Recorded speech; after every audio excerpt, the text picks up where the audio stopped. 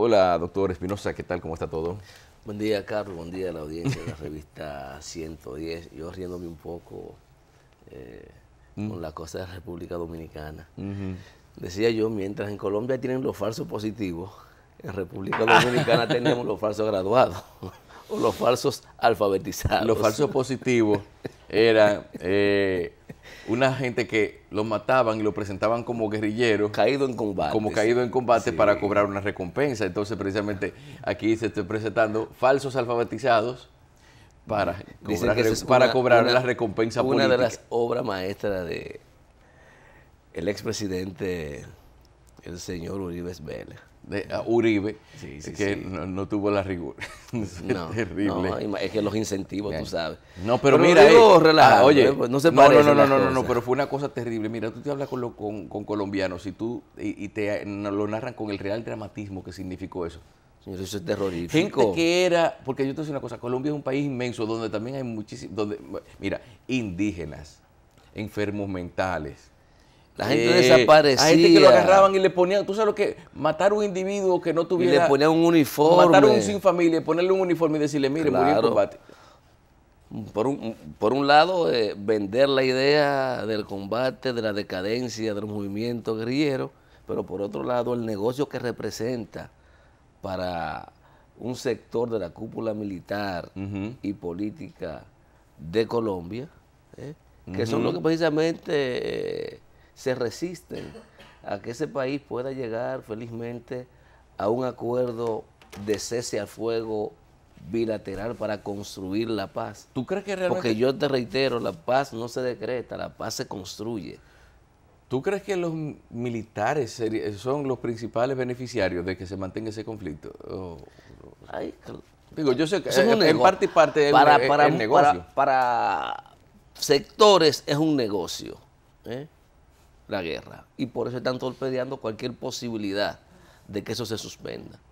Bajo cualquier argumento, quieren justificar que lo que debe optar el presidente Santos es por la prolongación del conflicto hasta que finalmente aniquilen cada uno de los integrantes de los grupos rebeldes. Eso es lo que quieren algunos. Otros están optando por algo diferente, por lo más viable. Es llegar a un gran acuerdo y disponer las armas y trabajar para que Colombia pueda ser una sociedad menos violenta, con más inclusión social y con paz, como efectivamente se puede alcanzar. Pero la paz no depende solo del cese al fuego ahora, sino de las reformas estructurales que se hagan en Colombia para disminuir cualquier posibilidad de que las razones que hace más de 50 años motivaron a estos grupos a alzarse las armas, pues sencillamente vayan siendo desmontadas paulatinamente, producto de los procesos de reformas necesarios que merecen los estados para satisfacer las necesidades de la mayor cantidad de los integrantes de su población. No, y que no, ya por las armas quizás se ha demostrado durante tantos años que no es mucho lo que se consigue, más que... por lo menos ese conflicto ha demostrado que no ha podido las fuerzas rebeldes con las fuerzas regulares, ni las fuerzas regulares han podido con las fuerzas rebeldes. Ante ese escenario, lo único posible, y ya a estas alturas de juego, es sencillamente lo que están iniciando y lo que llevan ya más de 2 años negociando una salida al conflicto. Y de hecho ya una de las fuerzas que no estaba participando en este proceso de paz, como es el ELN, ya también ha iniciado conversaciones con el gobierno de cara a buscar una solución.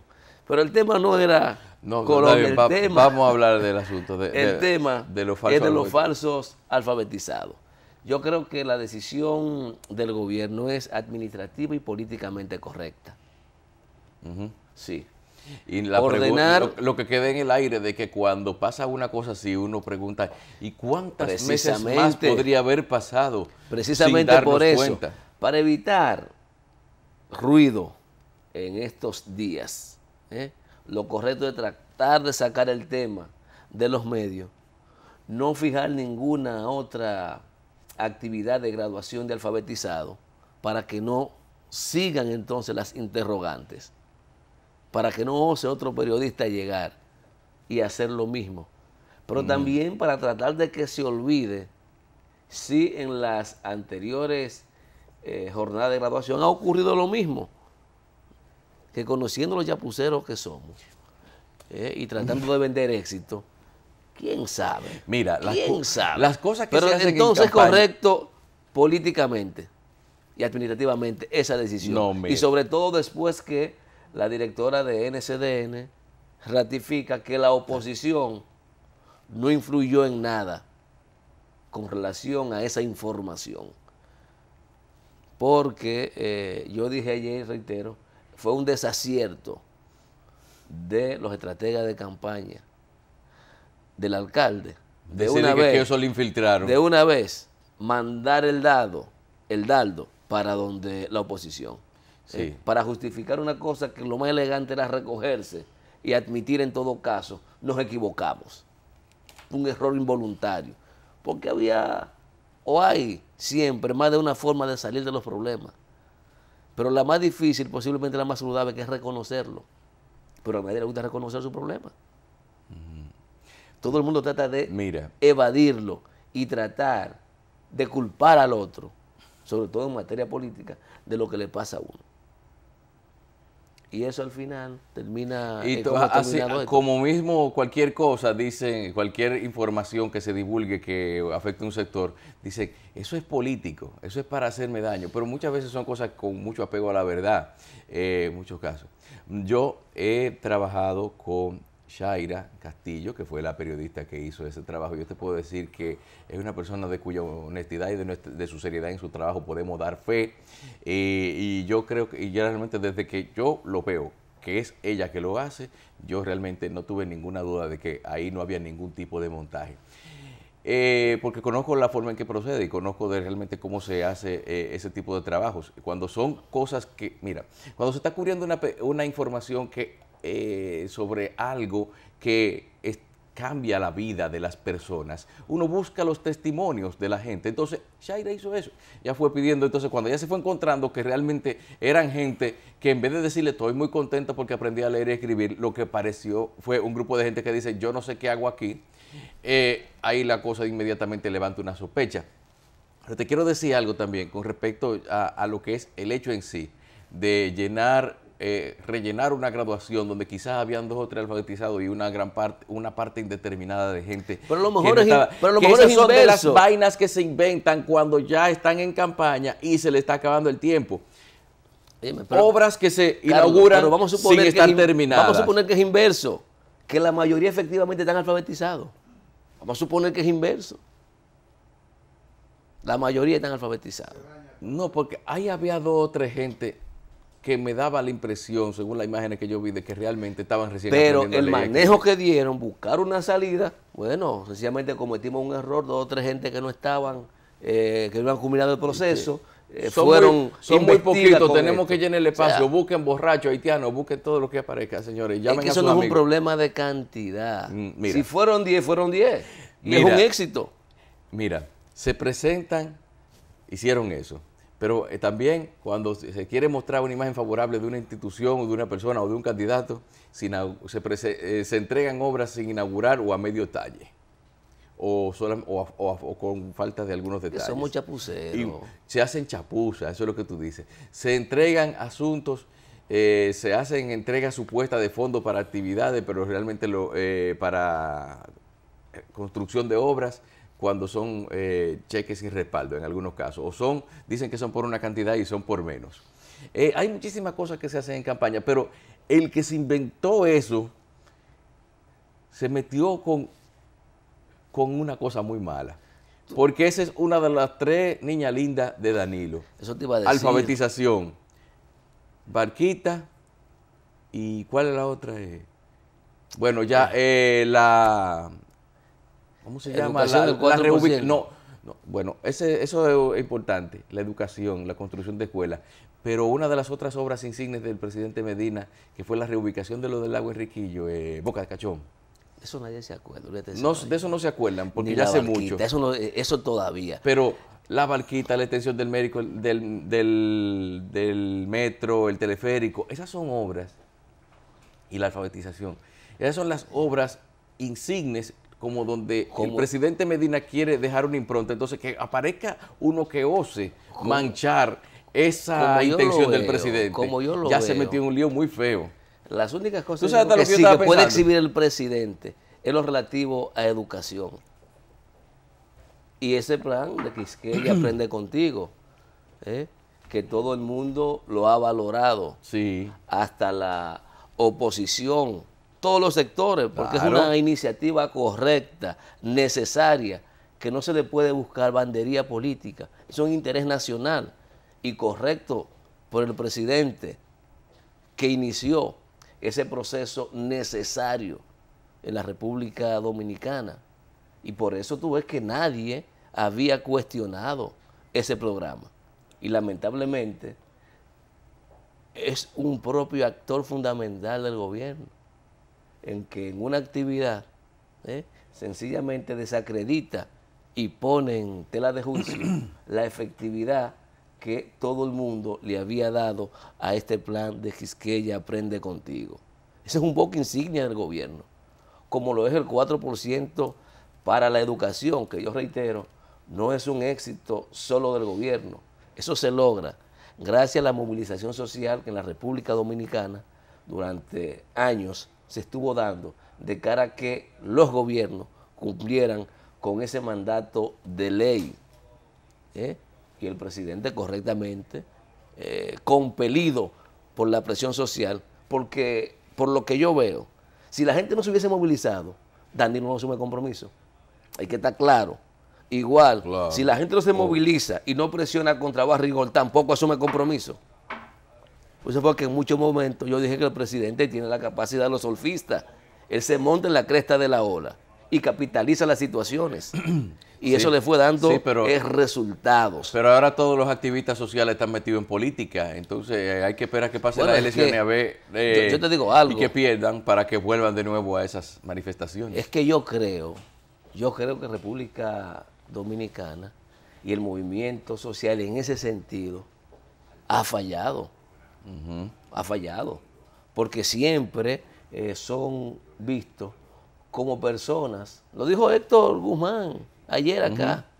Los huelguistas no sacan votos, porque siempre son vistos como eso, como personas que tienen un referente moral y la capacidad para iniciar luchas reivindicativas, pero nunca han sabido capitalizar políticamente ese potencial. Y por eso es que yo digo, es importante que los activistas sociales también pretendan acceder a los puestos públicos y plantear soluciones si la tienen, y hacer un ejercicio de poder, desde el poder, no solamente demandar la solución de problemas. Y te ponía como ejemplo todo el proceso de lucha por la educación, por ejemplo, que se dio en Chile, de donde surgieron más de 4 diputados, que nació de ese movimiento estudiantil que estaba exigiendo en las calles. Claro. Yo pienso que sí, que es correcto que los activistas sociales también se involucren en la lucha política por el poder y que puedan acceder a plazas públicas y demostrar sus competencias y capacidades. Yo no critico eso. Por el contrario, yo creo que lo que hay que buscar es la plataforma adecuada. Bueno, y vea, ¿de dónde viene Evo Morales? Es de ahí. De la lucha sindical de los campesinos. Es de ahí. Entonces, eso no es nada nuevo y eso no es malo. Todo, claro, es política. Lo que no se puede partidarizar las acciones. Lula, ¿de dónde salió? Dilma. Dilma es una guerrillera. Lo que pasa es que Lula salió de un sitio y no quería volver a ese sitio tampoco.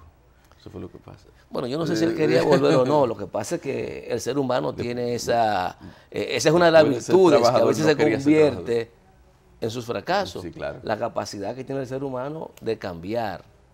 A veces cambia para bien, a veces cambia para mal. Y muchas veces cuando cambia para su bien particular, es a expensa también de todo un historial y una trayectoria. Y entonces hay fronteras tan estrechas que uno a veces le es difícil meterse en ella para saber cuál es la situación real. Pero volviendo al tema, esos son los dos buques insignia del presidente. Es el tema de educación. Todo lo otro es discutible. Todo lo otro. Sí, todo lo que tiene que, todo lo que el presidente tiene como lo que son los buques insignias, Lo que exhibe. lo que quiere exhibir como obras para la posteridad, la alfabetización y lo que tú mencionaste. Porque todas otras él cosas. busca tener un nivel de transparencia tal que incluso pone gente que no tiene que ver con política a veces al frente de su proyecto. Entonces, se metieron mal metidos. Tú sabes que yo así dentro, esta mañana así como medio soñoliento y cosas, yo estaba pensando, ven acá, pero si esto fuera un sitio donde se respetara las cosas y hubiera 2 o 3 gente con vergüenza, yo creo que Roberto debería poner aún a esta altura del juego a su disposición el cargo como aspirante a alcalde. Entregarle desde ya la plaza a su vicealcaldesa, ¿verdad? Y que sea Francina por la que la gente vote, cónchale, porque Francina contó y que casi no podría hacer una mejor función que él, o por lo menos tendría algo que él le ha demostrado que le falta. ¿Tú no crees? No, yo creo igual que tú, debiera poner. No, yo creo que debería, en un sitio de República donde hubiera Dominicana. un cierto nivel de institucionalidad o de respeto o de sentido de la moral, Roberto debería abrir la boca para decir, señores, yo pongo, si eso es como, si eso es un reflejo de lo que es mi gestión y de lo que yo pienso hacer, yo no me voy a presentar. En un país que no hay temor a lo legal, tampoco hay respeto a la moral. Porque eso va de la mano. Si usted no cumple sus leyes, ¿qué le importa las cuestiones morales y éticas? 4 años más de película mala. Bueno. Pero yo decía hace unos días que hay un menú amplio de opciones. Lo que pasa es que todavía la República Dominicana, la gente no vota por propuesta, no vota por programa. Es un voto inmediato, un voto de estómago, del que te resuelve una situación.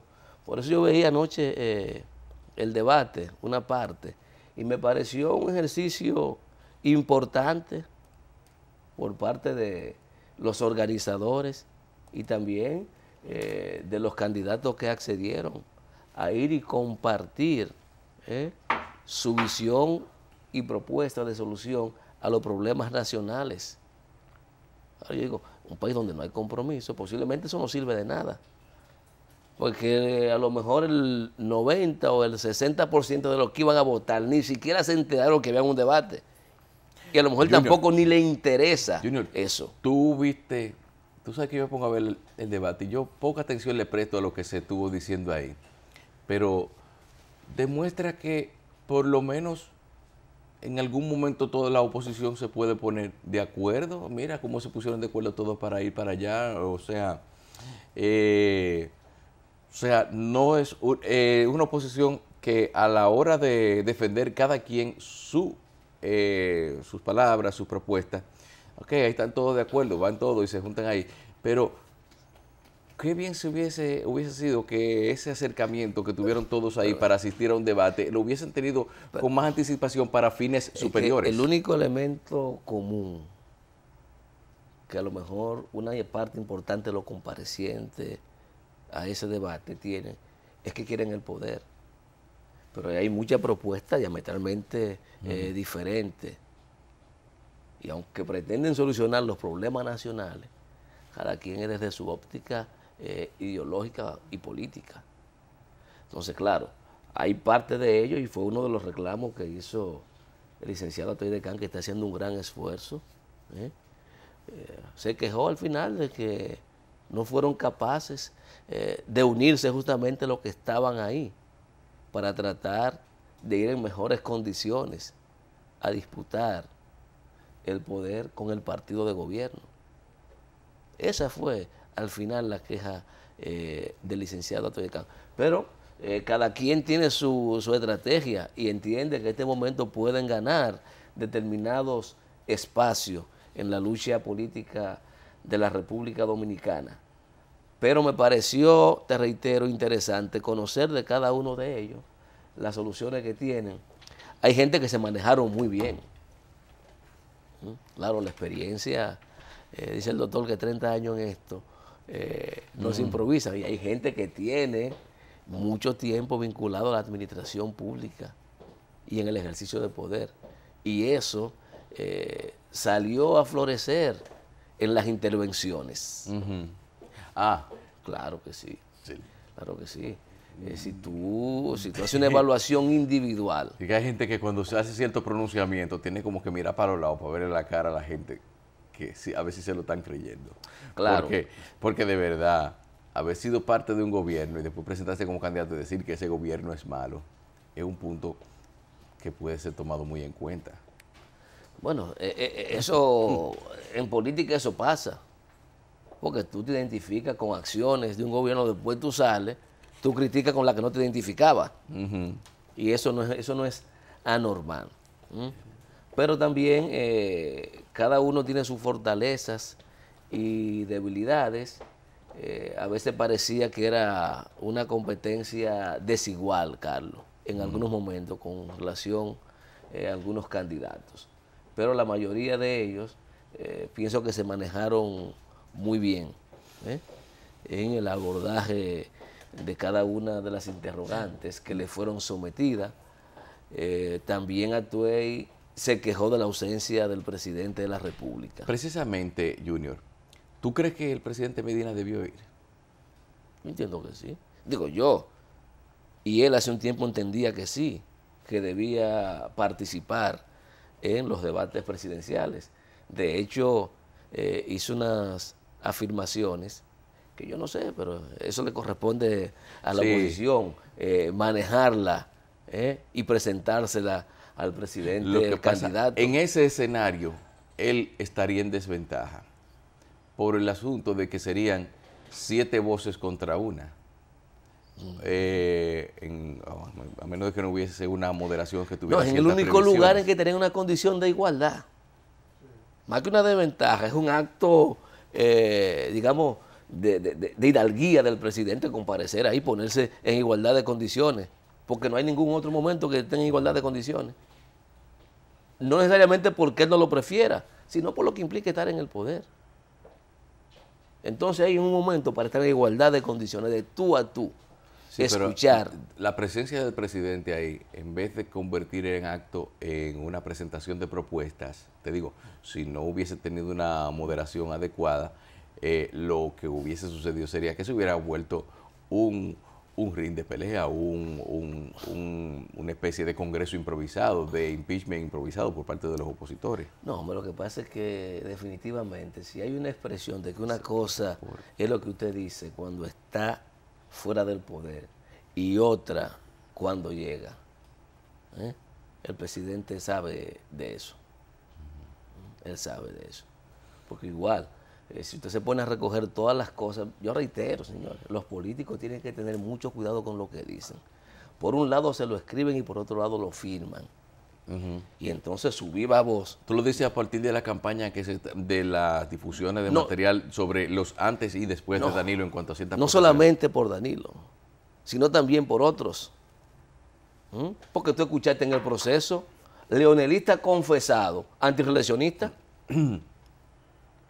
¿Tú no lo escuchaste? Y Leonel hasta escribió libros en contra de la reelección. De los americanos, de la reelección y de Balaguer. De las cosas, las 3 ejes fundamentales de su mantenimiento en el poder. Tiene que tener mucho cuidado con lo que dice. Porque al final eso le perjudica. Y entonces cuando le sacan las cosas, se quejan de campaña sucia y campaña negativa. Pero eso era lo que usted creía. Que usted justifica que después cambió. Lo que decíamos, la gente tiene derecho a cambiar y no es un pecado. Sí. Todo el mundo cambia. Entonces tiene que sustentar. Porque, por ejemplo, el presidente, con relación al debate, decía que el que no comparece a un debate político no tiene derecho a ser presidente. son palabras que ha dicho el presidente de la República. Sí. Claro, cuando era candidato. Entonces, todo lo que él ha dicho ha sido en su condición de candidato, no de presidente. Y hay un desdoblaje en términos del ser humano que aspiraba y el ser humano que llegó. Eso es lo que quiero significarte. Pero a lo mejor las evaluaciones que ha hecho le dicen no, que eso no importa. Que el pasado no es importante. Y ya en algún momento el presidente lo dijo, cuando planteó que no se puede estar tirando piedras hacia atrás, que había que continuar, y parece que le ha dado resultados. Bueno. Porque fíjate dónde estamos. Mira, tú sabes que a propósito de la coherencia a través del tiempo, está circulando una foto, si me la puedes mostrar en pantalla, el candidato Bernie Sanders, míralo acá, está a muy pocos metros de Martin Luther King durante su marcha por los derechos civiles. Y precisamente estaban diciendo, miren cómo es realmente o sea, que están diciendo que no es un candidato de poses, ni es un candidato en Estados Unidos que está llevando a cabo, ¿sí? Él no podía ir porque era comunista. ¿Él no podía ir a la marcha de Luther King? No podía ir a elecciones, los otros partidos lo rechazaban. En una etapa en Estados Unidos lo señalaban de comunista. Ah. Y todavía hoy hay sectores republicanos sí, que lo ven como un comunista. Claro. Él es como Él es un radical en Estados Unidos. Unidos. Él es como Chomsky. Sí, pero él es político. Chomsky es filósofo. Este es político. Este es un político. No, ese tipo tiene una sola línea toda la vida. Es el mejor candidato que hay. Es un Petras. Pero es que es verdad, es el mejor candidato que hay. Lo que pasa es que no va es un Petras. Todavía no está listo. Exacto. Este es un Petras. No está listo todavía. Sí. Lo único que Petras es un marxista confeso. Lo que pasa es que él es parte del sistema y eso es lo que le molesta a ellos. Que no es que llegó un pendejo de por allá, de China, no es Cedillo. Carlos, la coherencia para mí es importante. Y por eso yo he dicho en este programa, lo he dicho en presencia, yo a los vinchos, como le dicen, yo los respeto por su coherencia. Yo no comparto ninguna de sus ideas, pero su coherencia, eso es importante. Ellos no cambian de posición como cambian de pantaloncillo o de media. Hablar en términos claros. Tienen una posición y la defienden, equivocados o no, pero esa es su posición histórica. Y eso es lealtad a sus creencias, a sus principios. Y aunque usted no comparta con una gente sus criterios políticos ideológicos, pero si con el tiempo es consistente en eso, usted tiene que respetarlo. Y sobre todo en momentos como estos, en que las personas se mueven como las plumas, se dejan llevar por el viento, van y vienen a conveniencia. Eso ocurre en este mundo. Entonces todo el que es capaz de mantener sus principios, sus ideas, aunque estén equivocadas, esas personas merecen respeto. Por ese solo hecho. Igual usted puede decir cualquier cosa de Narciso Isaac Conde, pero usted no conoció a Narciso Isaac Conde en dos posiciones nunca. No, hay que ser coherente. Ha sido coherente con lo que cree. Lo y que eso pasa es es respetable. que Narciso, el problema es que tiene la misma posición desde que él comenzó.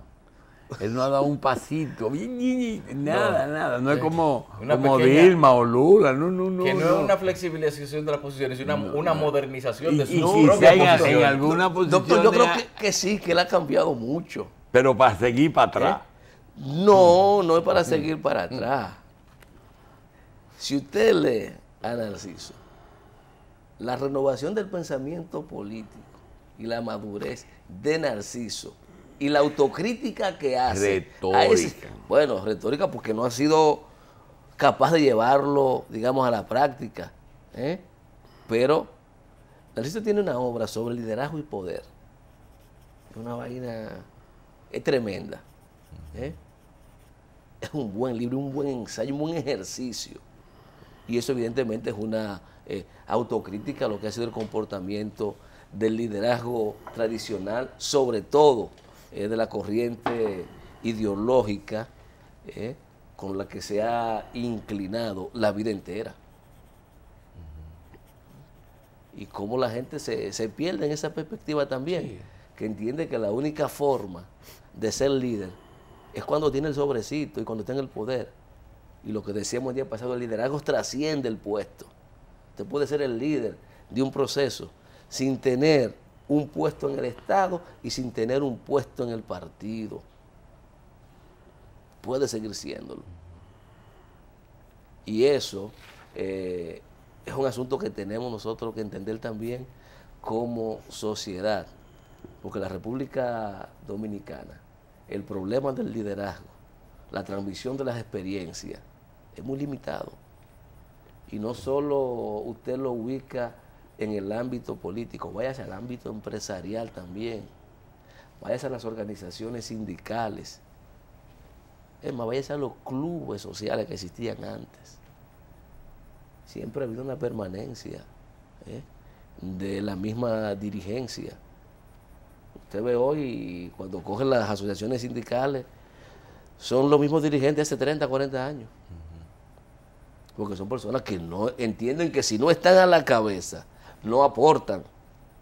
Como entienden políticos, lo que le pasa al doctor Leonel Fernández, que entiende que si no está en el poder, no tiene razón de ser su existencia política en la República Dominicana. O como posiblemente le pasó a Danilo Medina, que entiende que si se iba, no, nada de lo que él inició iba a continuar. El doctor me dice que no con la cabeza. No, lo que pasa es que él tiene el síndrome Balaguer, que cree que nació para eso. No, ¿cómo va a ser? Él cree que nació para eso. Profesión pero presidente. no hay existencia política, hay existencia de vida. Él no, ¿Sí? se concibe en esa posición. Yo no iba a llegar a ese extremo de existencia de él vida. me dio el síndrome Balaguer. Yo nací para ser presidente de este país y todo lo otro es un disparate. Hoy tú eres loco. No es fácil, señor. Ay, Dios mío. No es fácil, la gente se crea unas expectativas. No es fácil. Y unas ansiedades, doctor. Eso va a ser problema, porque el problema es que reservan. Porque por nosotros, uno tiene por ahí un presidente ahí en vacaciones que anda suelto en banda. Hipólito. Sí, pero él entiende más que el otro. Y entra y sale y habla y jode. Doctor, lo que hace entender a Hipólito son sus 70 y tantos. Doctor, pero además vamos a defender a Balaguer, doctor, porque Balaguer, cuando usted mismo lo ha dicho, cuando había que irse, él se iba. No había que volver. Había que echarlo nunca. nunca. Lo que pasa es que ese está como la reina Isabel, que cree que esta es una monarquía y que ellos son los reyes, ellos dos. Ellos creen que ellos son los dos que les toca, que el resto es...